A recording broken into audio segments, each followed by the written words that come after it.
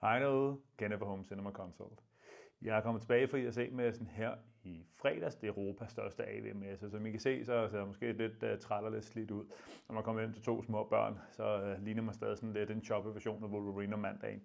Det skal jeg nok få styr på. Men jeg vil fortælle jer lidt en historie omkring en oplevelse, jeg havde dernede, som jeg synes egentlig fortæller meget godt omkring det her med, hvordan vi kan have forskellige præferencer og opleve ting på forskellige måder.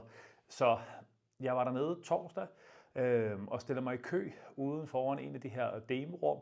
Der er vist, jeg tror, 4 demorum dernede, hvor folk har bygget sådan i en stor hal, der har man ligesom bygget en stue med en biograf. Og den her, det var Lyngdorf, Barco, MadVR, og jeg kan ikke huske, hvem ellers nogen, der laver noget stole osv.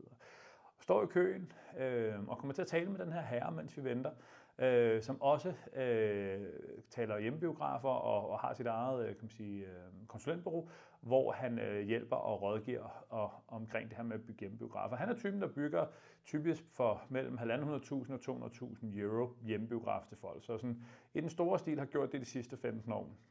Og vi står og taler omkring, hvordan han er kommet ind i den her verden. Han kommer fra en musikerbaggrund. Hans forældre var musikere og var vant til at høre musik i hjemmet. Totalt fascineret af det. Begynder at få spørgsmål ved sine venner, og på et tidspunkt begynder han at tænke, hvorfor er det, når jeg alligevel får så mange spørgsmål, at jeg ikke går ind i den her branche. Og det har han så gjort de sidste 15 år nu, primært på salgssiden. Vi kommer ind, og som I jo sikkert ved, så elsker jeg jo Lyngdorf. En mand stiller sig op og fortæller os lidt omkring det her rum, fortæller på den positive side.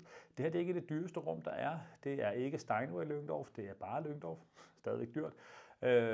Og det er deres indbygningsserie. Jeg kan ikke huske, hvad de hedder, men det her, som har sådan en 5,5 tommer på hver side af en diskant, og med Atmos og hele muligheden.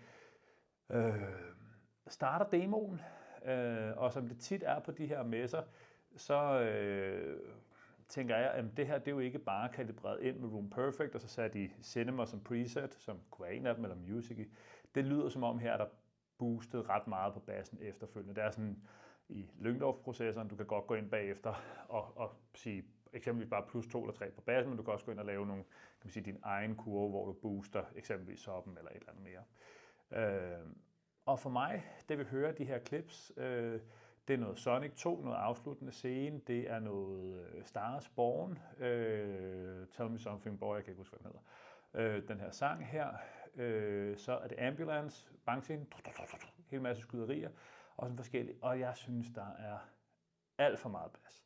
Og fordi at det virker på mig, som om bassen er hævet så meget, så på et eller andet tidspunkt, så kommer der sådan en hvor bassen kommer til at lyde lidt som om, at det er noget for sig i lydsporet, at det ikke er sådan, at hvis du for eksempel hører et skud, så er der lidt mellemtone, men der er også noget bas.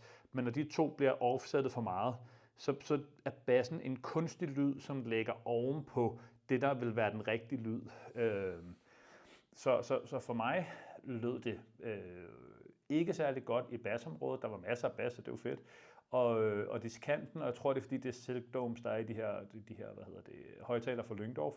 Det lød som om, at man havde valgt en cinema-profil af en eller anden art, så der var sådan lidt, skruet lidt ned for diskanten. Og det er jo fedt, for så kan vi presse højtalerne mere, men det gør også, at når Lady Gaga synger, jamen, så mister vi lidt af de højeste, de lyse toner. Hun synger jo ret højt i nogle af de her klip.